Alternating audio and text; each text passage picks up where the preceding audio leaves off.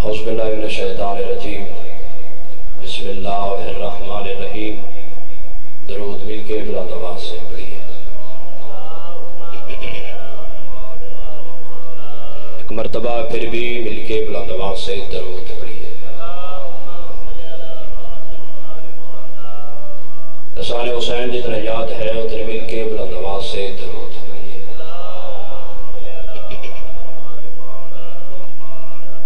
خداوند عالم معصومہ عالم حال کی عزت و عظمت کے صدقے میں اس جلیل و قدر عبادت کو اپنی بارگاہ میں شرف قبولیت عطا فرما۔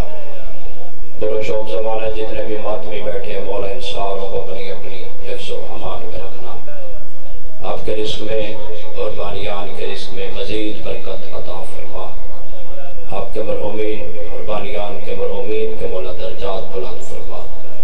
میرے اللہ یہ جو ہمارے ہاتھ بلند ہے بادشاہ حسین کی عزت کا واسطہ ہمیں کربلا کی زیارت نصیب فرما، نجف اشرف کی زیارت نصیب فرما، قاسمین کی زیارت نصیب فرما۔ امام حسین علیہ السلام کی محبت کا جتنا بھی اجر ہے وہ ان تمام ماتمیوں کو اتنا اجر عطا فرما۔ ہماری پہلی اور آخری دعا ہے کہ امام الزمانہ کا جلد از جلد ظہور فرما۔ دعاؤں کی قبولیت کے لیے مل کے بلند آواز سے درود پڑھیے۔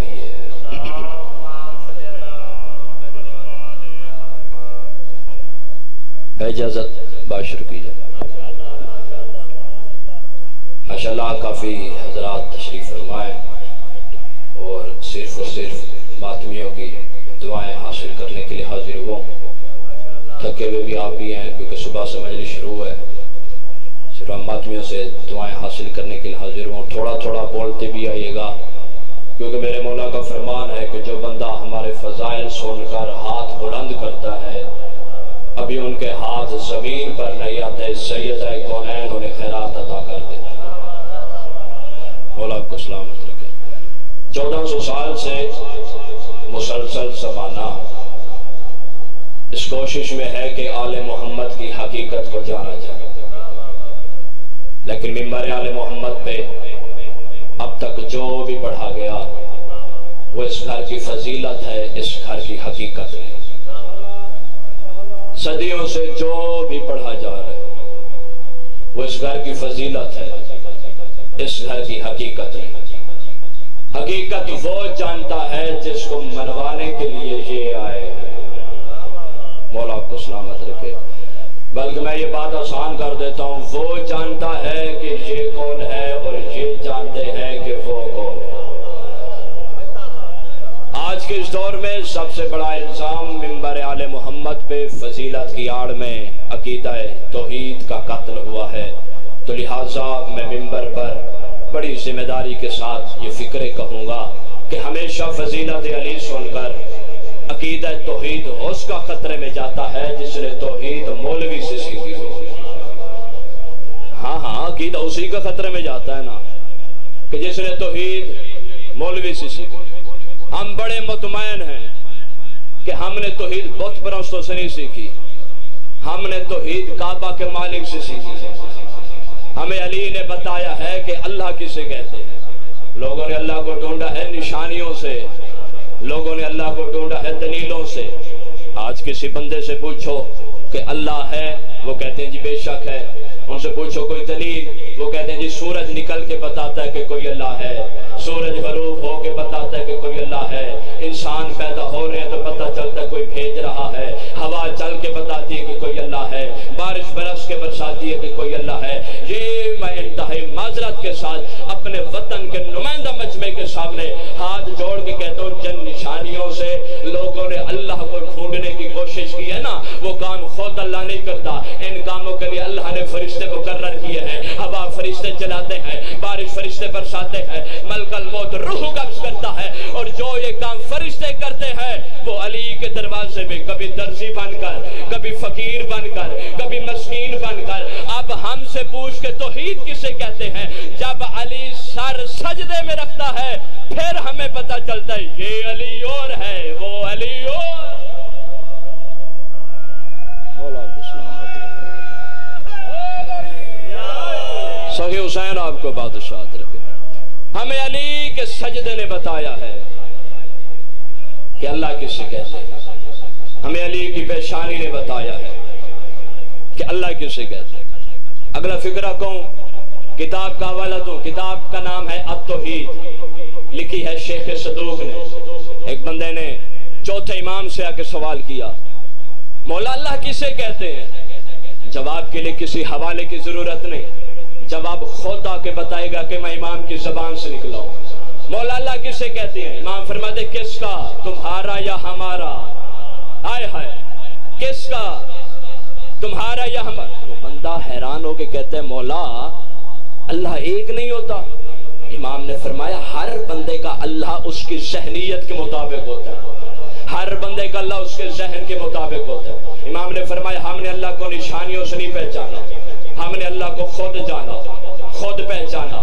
اب میں نے سطریں پڑھ دیا، میں 4 سطریں فضیلت کی پڑھنا چاہتا ہوں۔ جن نشانیوں سے لوگوں نے اللہ کو ڈھونڈنے کی کوشش کی، وہ کام خود اللہ نہیں کرتا، ان کاموں کے لیے اللہ نے فرشتے مقرر کیے ہیں۔ جتنے بھی ماتمی بیٹھے ہیں کوئی بھی بندہ حیرانگی کی وادی میں نہیں جائے گا، جو بھی لفظ کہوں گا اپنے ایک ایک لفظ کا ذمہ دار ہوں۔ جاگنا نیاز حسین، بندے کہتے ہیں علم الغیب صرف اللہ جانتا ہے، اللہ کے علاوہ کوئی غیب نہیں رکھتا۔ ہم نے کہا نہیں، 14 بھی غیب رکھتے ہیں، انہوں نے کہا نہیں، صرف اللہ غیب رکھتا ہے، اللہ کے علاوہ کوئی غیب نہیں رکھتا۔ جب میں نے آل محمد کے دروازے پہ آ کے سجدہ دیا، میں نے سوچا کہ کیا آل محمد بھی غیب رکھتے ہیں؟ مجھے عزت شبیر کی قسم کھا کے کہتا ہوں جس وقت میں نے اس دروازے پہ آ کے سجدہ دیا، مجھے اس گھر کی حقیقت ہی کچھ اور نظر آئی۔ اس گھر کے جانور بھی غیب جانتے ہیں۔ نہیں نہیں نہیں نہیں نہیں نہیں، دعویٰ میں نے کیا، دلیل بھی میں دوں گا۔ آپ سارے کیوں خاموش ہو گئے؟ بولنا سارے، اس گھر کے جانور بھی غیب جانتے ہیں۔ میں ایسی کتاب کا حوالہ نہیں دوں گا جسے آپ ڈھونڈنے کے لیے نکلے اور وہ آپ کو لائبریری سے مل ہی نہیں۔ میں ایسا مورخ نہیں بتاؤں گا جسے مولوی کا یہ مورخ ٹھیک نہیں تھا۔ آپ اپنے گھر میں جائیے گا، آپ کے گھر میں جو بچہ یا بچی سکول میں پڑھتے ہیں اس کے سکول کا بیگ کھولیے گا، اس کے سکول کا بیگ کھول کے اس میں سے جو اسلامیت کی کتاب ہے اسے کھول کے پڑھیے گا، اس میں سے جو فتح مکہ کا چیپٹر لکھا ہوا ہے اسے کھول کے پڑھیے گا۔ اس میں لکھا ہے کہ جب حضور مکہ سے مدینہ ہجرت کر کے گئے تھے تو ہر صحابی کی خواہش تھی کہ نبی میرے گھر رکے، نبی میرے گھر رکے، نبی میرے گھر رکے۔ نبی نے اپنے اونٹنی قصوہ کی مہار کو چھوڑ دیا۔ نبی نے کہا یہ اونٹنی جس صحابی کے دروازے پہ بیٹھے گی میں اس کا مہمان بنوں گا۔ وہ اونٹنی جا کے بیٹھی تھی ابو ایوب انصاری کے گھر۔ اسے کس نے بتایا تھا کہ یہاں پہ بیٹھنا؟ نہیں نہیں نہیں نہیں نہیں نہیں، ابھی بھی بات آگے، ابھی بھی بات آگے ہے۔ اسے کس نے بتایا ہے کہ یہاں پہ بیٹھنا ہے؟ ہمارے اہل سنت بھائیوں کے علماء، مولانا شبلی نعمانی نے لکھا کہ اصل میں وجہ یہ تھی کہ اس اونٹنی پہ نبی بیٹھا کرتے تھے، اس اونٹنی پہ پیغمبر بیٹھا کرتے تھے۔ یہ نبی کے بیٹھنے کی وجہ سے یہ نبوت کے مزاج سمجھ گئی تھی، یہ نبوت کے طریقے سمجھ گئی تھی۔ کاش شبلی نعمانی زندہ ہوتا، میں اس کے سامنے ہاتھ جوڑ کے پوچھتا، اور جس اونٹنی پہ نبی تھوڑی دیر کے لیے بیٹھے وہ نبی کے مزاج سمجھ آتی ہے، اور جو نبی کے کاندھوں پہ سوار ہوا ہو۔ بسم اللہ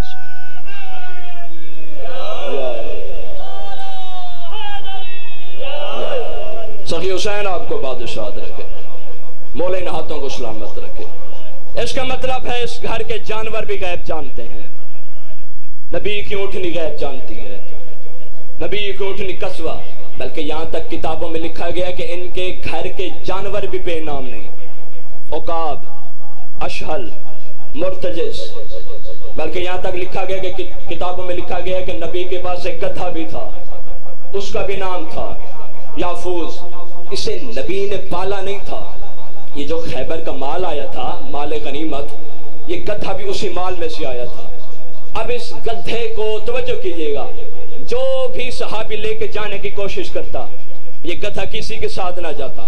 حیات و حیوان آقا دمیرے کی لکھی ہوئی کتاب، جاگنا نیاز حسین۔